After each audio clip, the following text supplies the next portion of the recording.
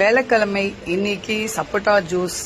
Happy Christmas to all my family and friends. இது நல்லா இருக்கே.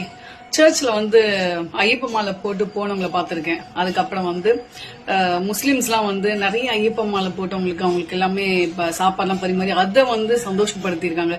இந்த மாதிரி மனிதர்கள், உயிர் உள்ள மனிதர்கள், அதுக்கப்புறம் என்ன சொல்றது, உணர்வு உள்ள மனிதர்கள் பார்க்க ரொம்ப ஆச்சரியமா இருக்கு இந்த காலத்துல.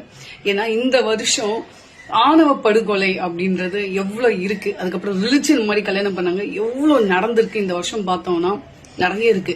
ஆனாலும் இந்த மாதிரி மனிதர்களை பாக்குறப்ப ரொம்ப சந்தோஷமாவும் நல்லாவும் இருக்கு. வெளிச்சத்துக்கு இது நல்லா இருக்கு. ஆனா இருட்டுல இதெல்லாம் சாத்தியமே கிடையாது அப்படின்னுவாங்க.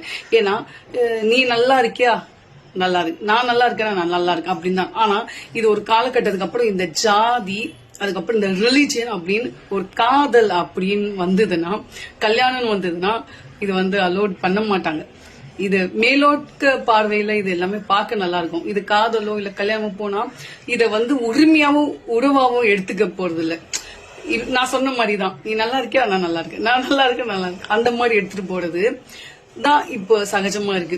அதையும் தாண்டி தயவு செஞ்சு இந்த ஜாதி, இந்த ரிலிஜியன் இன்னைக்கு சொல்லணும் அப்படின்னு தோணுச்சு எனக்கு. ஏன்னா நான் நிறைய இந்த வாட்டி நம்ம பார்த்துருக்கோம், இந்த மாதிரி ஆணவ படுகொலை இந்த மாதிரிலாம் பார்த்துருக்கோம். ஸோ இந்த மாதிரி நிறைய பேர் இப்போ ரிலீஜியன்ஸ்ல நிறைய பேர் மாறி நிறைய பேர் சந்தோஷமா இருக்கிறத நம்ம பாக்குறோம். ஸோ இந்த ரிலீஜியன், இந்த ஜாதி இதெல்லாமே ஒழிஞ்சிட்டு இந்த இனிய நாள்ல எல்லாருமே சந்தோஷமா இருக்கணும்ட்டு நான் ப்ரே பண்ணிக்கிறேன்.